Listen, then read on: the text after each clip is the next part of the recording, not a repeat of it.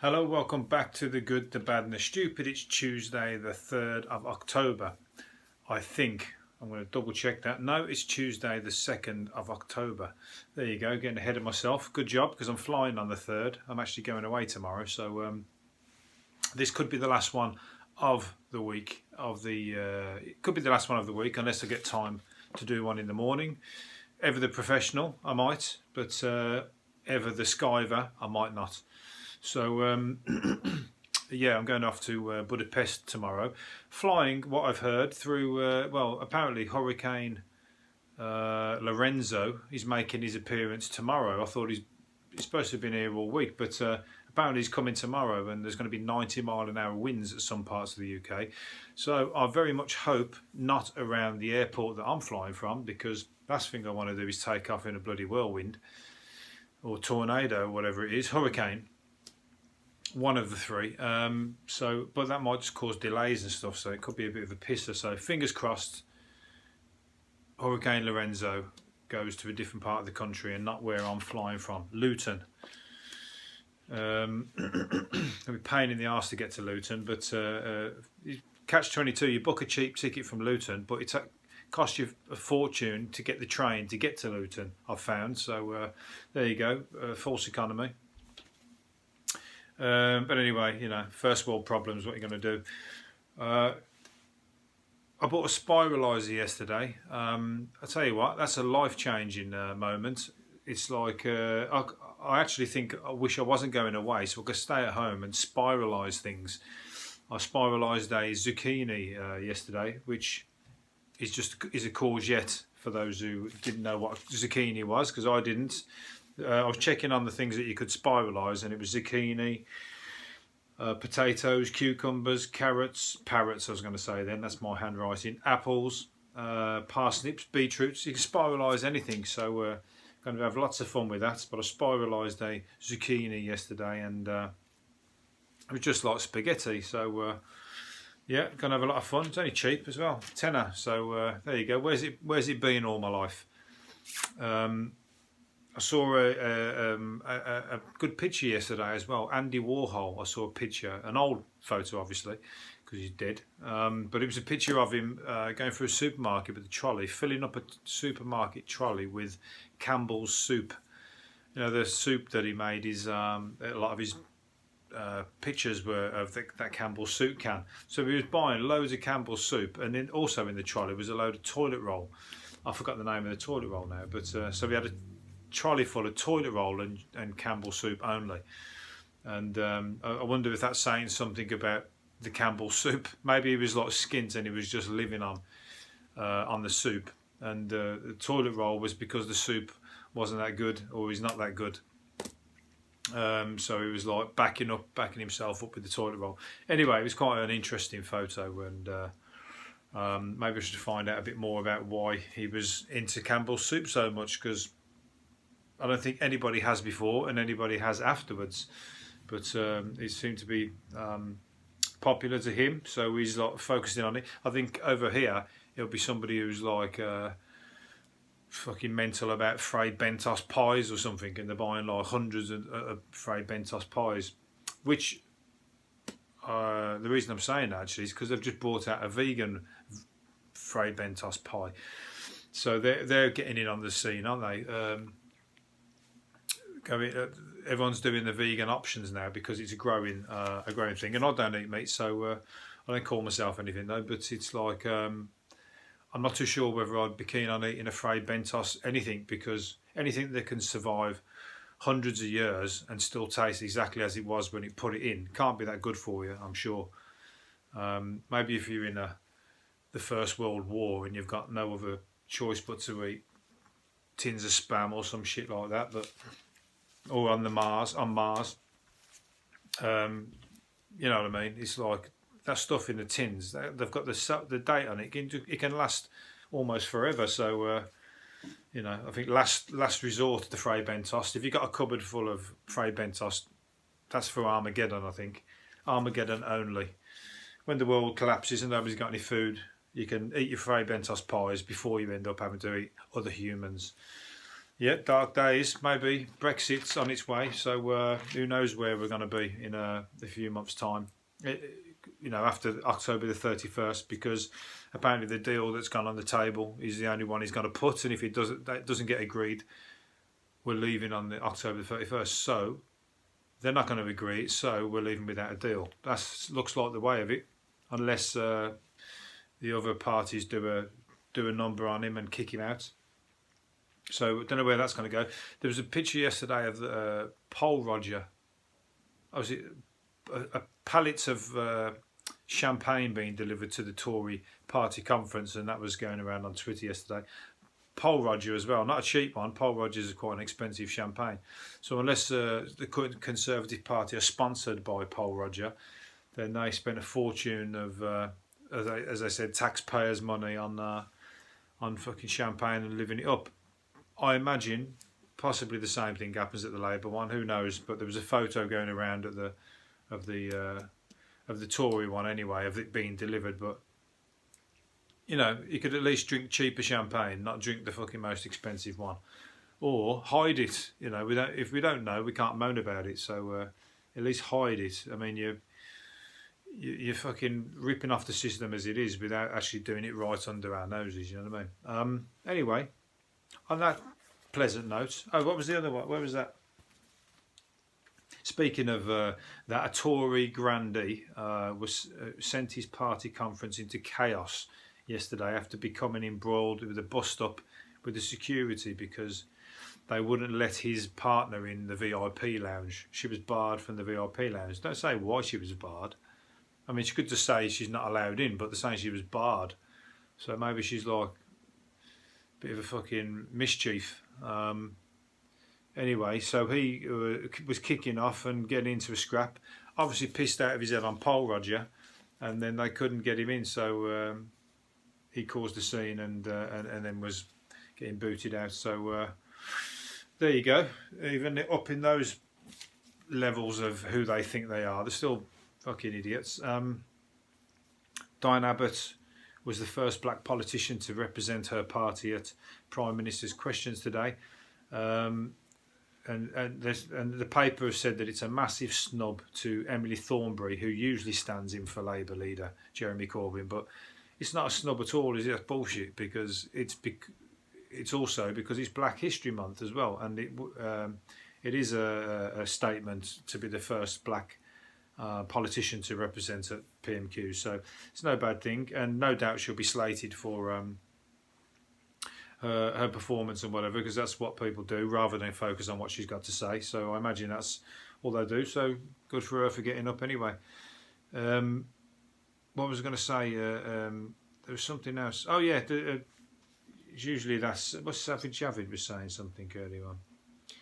I don't get why Savage Javid always goes on about being the son of a bus driver. Oh, that was it. The Priti Patel came out. It was at the conference yesterday going on about how she's going to ban or stop immigration altogether. And she was saying that she's a daughter of an immigrant, so she doesn't need any lecturing from liberal elites or whatever who've questioning her situation with regards to ending immigration. So she's taken a very hard line against immigration, which is kind of like really bad taste, if you ask me. Bad taste. You're coming out giving it all the big one about immigration when you're standing there as an immigrant of immigrant families and know what your parents had to do to give you that situation where you're in. So it's not really going to wash that kind of I know what it is. I've grew up in it, but still, I'm going to take a hard line and stop other people coming in. It's like closing the door behind you, and it's like fucking. You're the wrong person to say that sort of thing. And they all kind of like use that as their reason for being arseholes. They say we're not being arseholes. I understand that situation because I am one of them.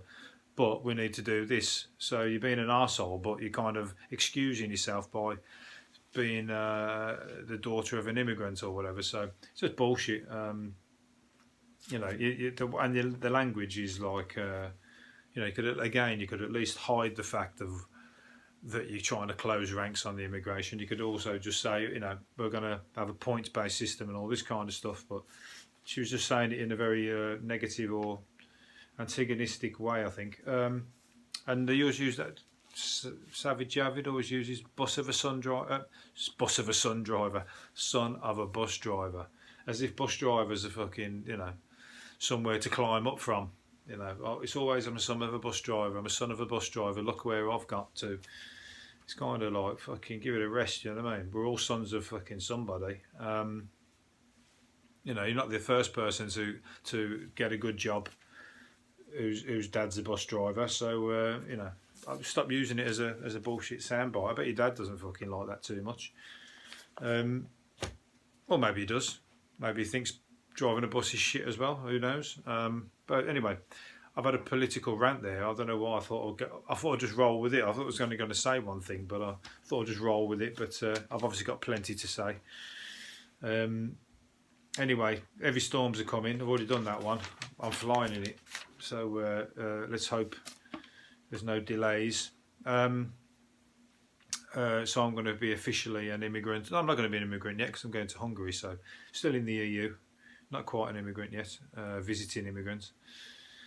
Or non-EU national, whatever I'll be. Anyway, Greggs are stockpiling pork so it can still make sausage rolls if there's a no-deal Brexit. Thank God for that, Greggs. Not. I mean, that's shit news. And, you know, is there anybody going, woohoo, thank God for that, we're not going to run out of Greggs sausage rolls? It's probably the last thing on people's minds. But anyway, the show must go on. You've got to do something, haven't you? So it'll get eaten one way or another. I imagine people are you know, that's a business, so they have to do it. But you've got some of these crazies, haven't you, who are actually buying tons of pasta and shit like that, and they're filling up their spare rooms with pasta and everything. And like, you know, these Armageddon, these people who think they're like, they know they really are going to be one step ahead. They're kind of like crazy.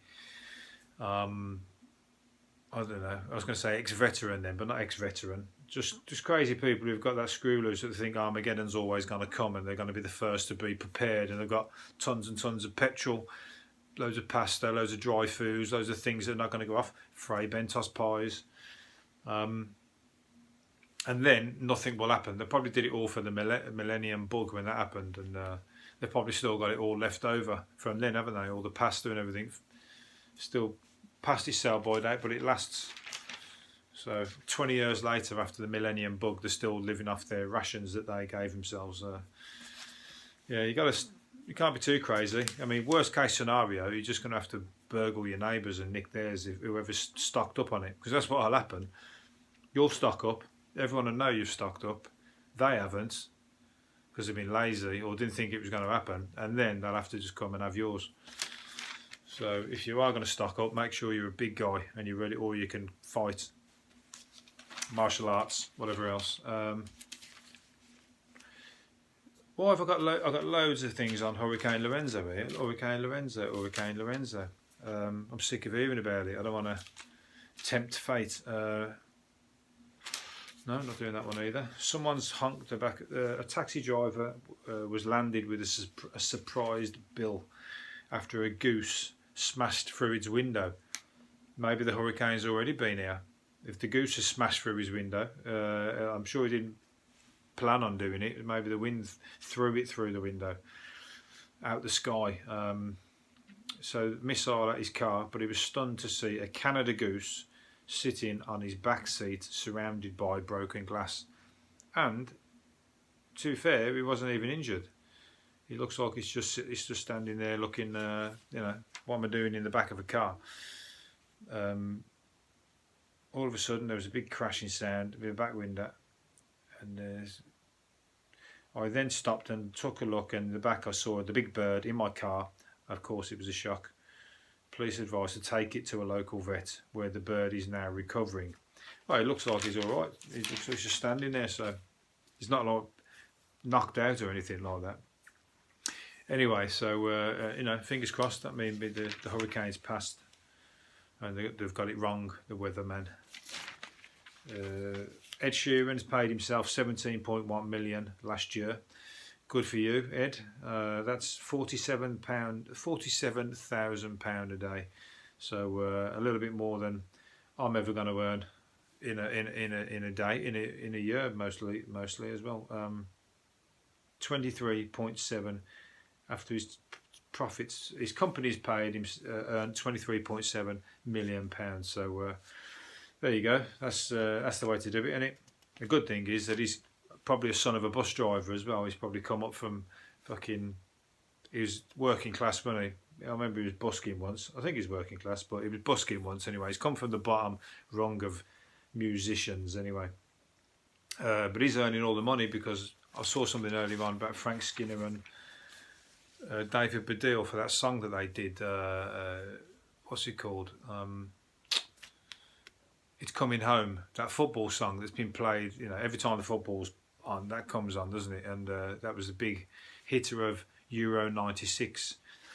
I remember, and they said they don't earn any money from it, hardly any money. So you think people earn this? They said talk about royalties and whatever. He said they earned something like £897 from that first year when it went crazy and it was on all the stations and whatever. They only earned £897. That's just wrong, isn't it? Because some people earn a fucking fortune out of that and probably still are.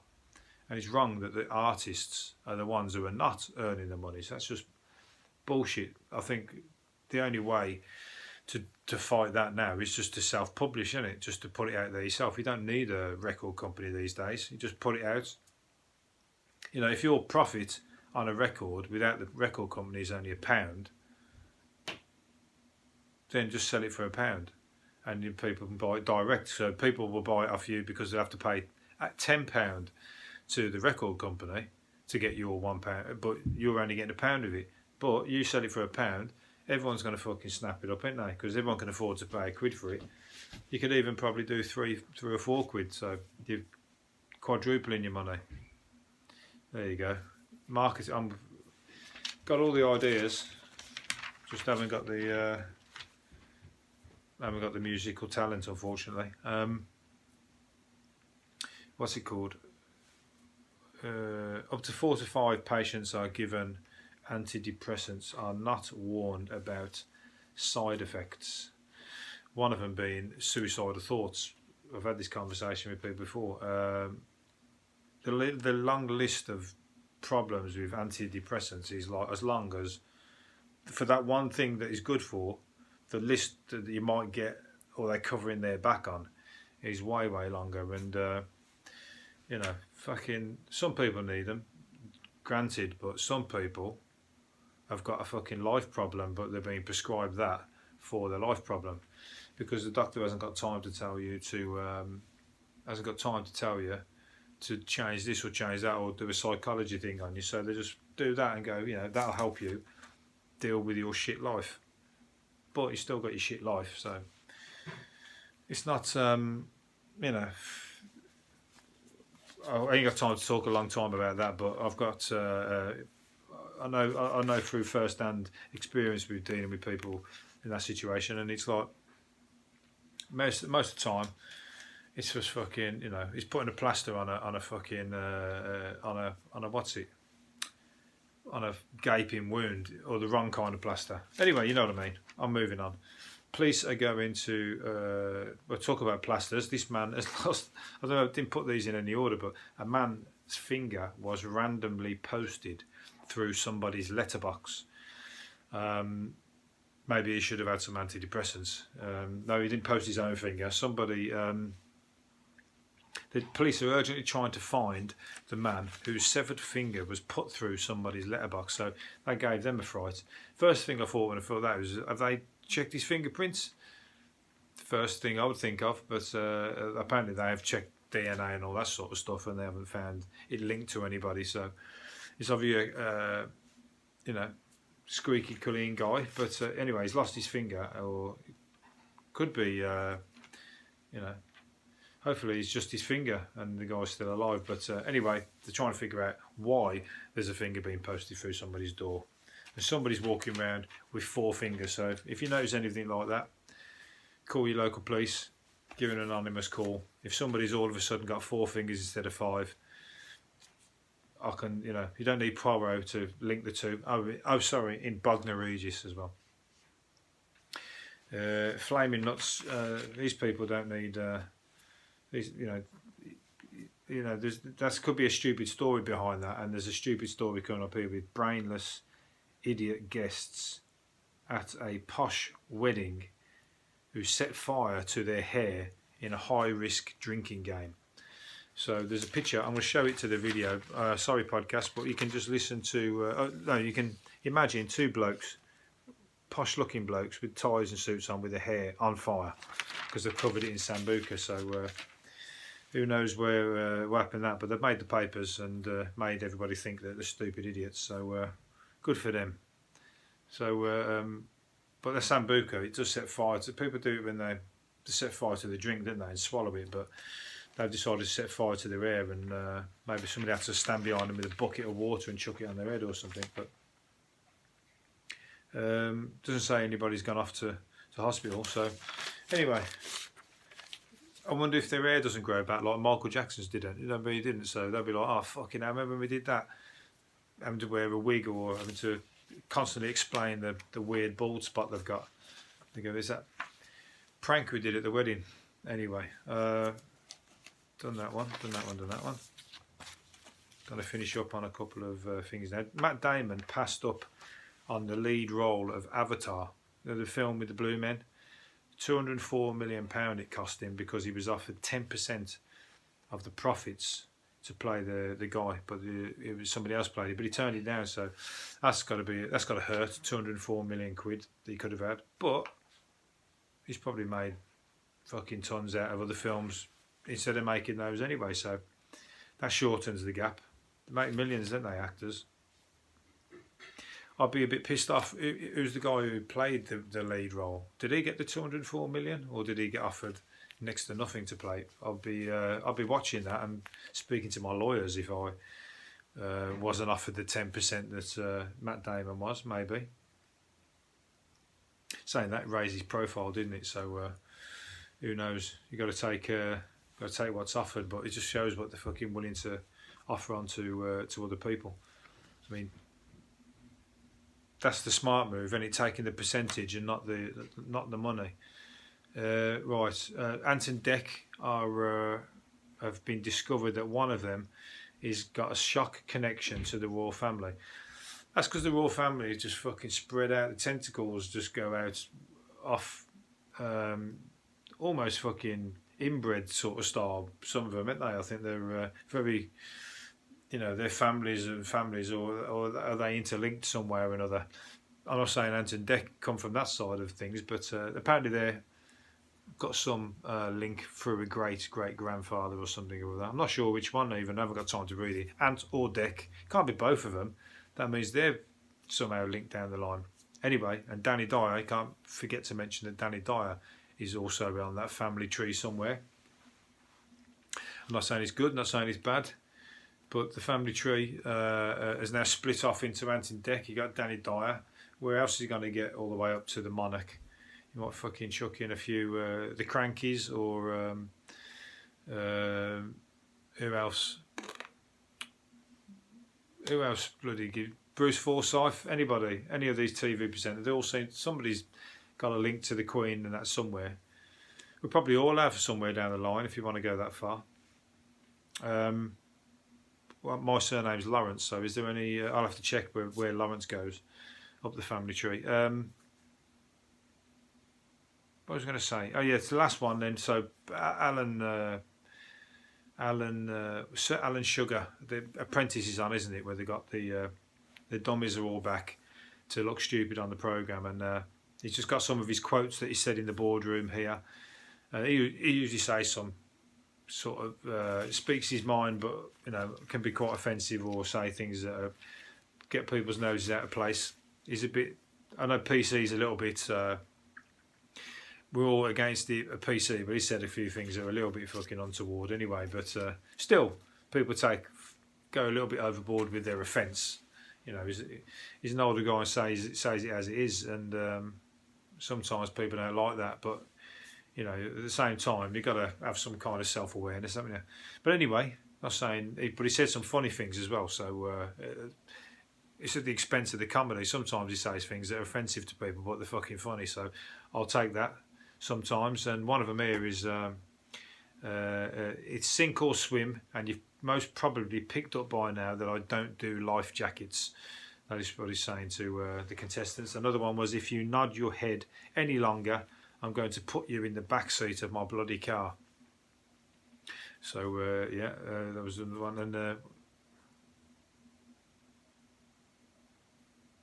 if I'd been one of the recipients of your sales pitch, if it's anything like what you're doing now, I would have gotten hold of your head and pushed it in the bloody cake.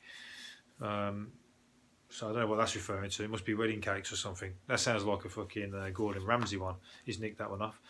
And the final one, could you be here because you're good with words and know the right thing to say at the right time? I know the words to Candle in the Wind. It don't make me bloody Elton John. So I thought that was a good one, because basically just saying some of them are blackguards, but they fucking don't know what they're doing, which is pretty much true. But then again, that's what you've asked for on the programme, so that's what makes shit TV. Anyway, I'm going to leave it there. Hope you've enjoyed it. Maybe there's one tomorrow. If not, I'll be back on Monday. See you later. Bye.